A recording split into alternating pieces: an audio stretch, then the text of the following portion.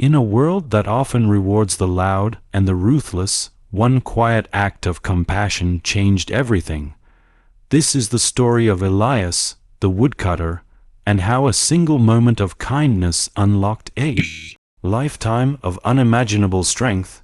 Listen closely, your own boon may be waiting. Deep in the shadowed valleys of Eldergrove, where ancient oaks stood like silent guardians and winter winds howled like forgotten sorrows, lived a man named Elias. He was no hero of ballads, no knight in shining armor. He was simply a woodcutter, tall, broad-shouldered, with hands roughened by years of axe and saw, and eyes that carried the quiet weight of a life spent giving more than he received. Elias owned little, a small cottage of weathered timber, a single axe that had belonged to his father, and a heart that refused to harden despite the world's cruelty.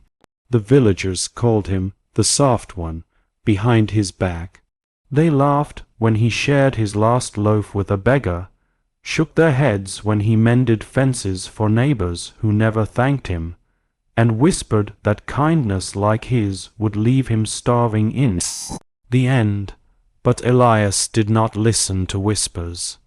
He believed in something deeper, a silent law woven into the fabric of existence, that no true good deed ever truly vanishes. It lingers, waits, and returns sometimes in forms we cannot predict. One bitter December dawn, when frost coated the world like shattered glass and breath froze in the air, Elias trudged into the forest to gather firewood. The cold bit deep, but hunger bit deeper. His pantry was nearly empty. His stomach had long since stopped complaining and simply ached in quiet protest. As he swung his axe against a fallen pine, he heard a faint, pitiful sound, a weak fluttering, like a leaf caught in a dying wind. He paused. There, half buried in snow beneath a low branch, lay a small bird no bigger than his palm. Its wing hung at an unnatural angle, feathers matted with ice, eyes half closed in exhaustion. It was a skylark, the kind that filled spring mornings with song, but now it could barely lift its head. Most men would have passed by. The bird was small, useless, and winter was merciless, but Elias knelt, his knees sinking into the snow, and gently cupped the fragile creature in his calloused hands. Its heartbeat was faint against his skin, like a distant drum. "You poor thing," he murmured, "the world has been unkind to you today." He wrapped the bird inside his woolen scarf, the only warm thing he owned besides his threadbare coat, and carried it home. In his cottage, he built the fire higher than he could afford, melting snow for water and crumbling the last of his bread into tiny pieces. He fashioned a nest from dried moss and an old sock, placing the bird near the hearth where warmth could reach it without scorching. For weeks Elias tended to it. He foraged what little he could, berries hidden under snow, seeds from dried thistles, feeding the bird before himself. Each night, as the wind rattled the shutters, the skylark's breathing grew steadier. One evening it opened its beak and let out a single, trembling note. Elias smiled for the first time in months. "You'll fly again," he told it. "I know you will." Spring came slowly, reluctant, as if testing the world's worthiness. When the first green shoots pushed through the earth, the skylark's wing had mended. Its feathers gleamed again, bright as polished copper in sunlight. On a clear morning, it hopped to the windowsill, tilted its head at Elias, and sang, a pure, soaring melody that seemed to pull winter's last chill from the air. Then it spoke, not in human words at first, but in a voice that resonated inside Elias's mind, clear and musical. "Kind Woodcutter," it said, You gave me life when death had already claimed me. No creature forgets such mercy. I am no ordinary bird. I am a guardian of the ancient winds, one of many who watch over those who remember compassion in a forgetting world. Because of you, I live, and because I live, I can give you something no gold or crown could ever match. Elias stared, heart pounding. I need nothing, he said softly. Seeing you fly free is reward enough. The bird hopped closer. That is why you deserve more. Take this. From beneath its wing, it drew a single feather, not ordinary brown or gray, but shimmering gold, as if forged from sunlight itself. It glowed faintly, warm to the touch. Plant this in the earth behind your cottage, the skylark instructed. When the next full moon rises, water it with your own hands and speak no word of greed or want. Then wait. What grows will not be for you alone, but through you it will bless many. Elias accepted the feather with trembling fingers. That night, under a moon swollen and silver, he knelt in the patch of bare soil behind his home and pressed the golden quill deep into the ground. He watered it with melted snow he had carried from the stream, whispering only, "Let this bring good to whoever needs it most." He slept little, wondering if it had all been a dream born of loneliness. At dawn he stepped outside and gasped.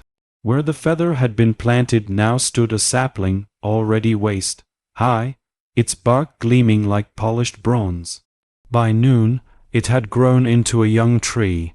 By evening it towered above the cottage, branches heavy with fruit, golden apples, each one radiant, pulsing with inner light. Word spread like wildfire through Eldergrove. Villagers gathered, staring in awe. Merchants arrived from distant towns, offering sacks of silver, jewels, land. A royal envoy even came, bearing the king's seal, promising Elias a title and fortune if he surrendered the tree. Elias refused them all. "This is not mine to sell," he said simply. "It came from kindness, and it must remain kindness." Instead, every morning, he picked the ripest apples and carried them to those who suffered most, the widow whose children cried from hunger, the old blacksmith whose hands shook too much to work, the orphan boy who slept in barns. The apples were no ordinary fruit. One bite filled an empty belly for days. Another healed fevers, soothed wounds, lifted despair. The tree never withered, never failed to bear fruit. As long as Elias shared freely, it produced more. The village transformed, hunger faded, sickness retreated, laughter returned to streets that had known only silence. People who once mocked Elias now sought his counsel. They asked how he had done it, expecting a secret spell or hidden wealth. He always answered the same, "I helped a bird when it needed me. That is all." Years passed. Elias grew older, his hair silvered, his steps slower. Yet the trees stood strong, and the village prospered.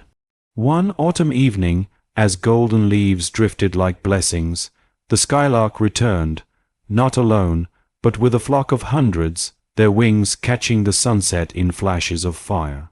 They circled Elias's cottage 3 times, singing a chorus so beautiful it brought tears to every listener. Then the skylark landed on his shoulder once more. "You never asked for reward," it said. "Yet look what your heart has built. Not just apples, Elias, but hope. Not just food, but faith that goodness endures.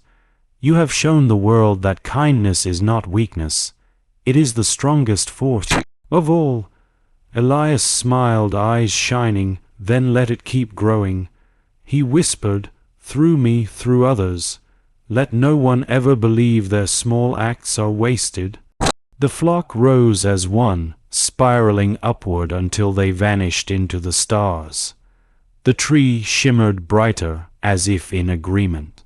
Elias lived many more years, never rich in coin, but wealthy beyond measure in peace and purpose. When he finally closed his eyes for the last time, the villagers buried him beneath the golden tree. And on that day, every branch bent low, dropping a single apple beside his grave, as if the tree itself wept in gratitude. To this day, travelers speak of Elder Grove's golden orchard, where no one goes hungry and no act of kindness is forgotten.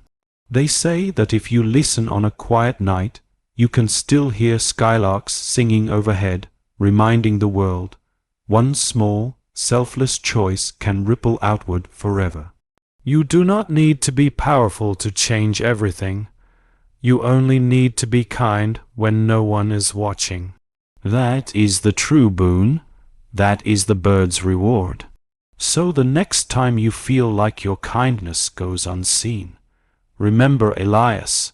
The world may not applaud you today, but the winds are listening, and they always repay. Keep giving. Your boon is coming. Believe it.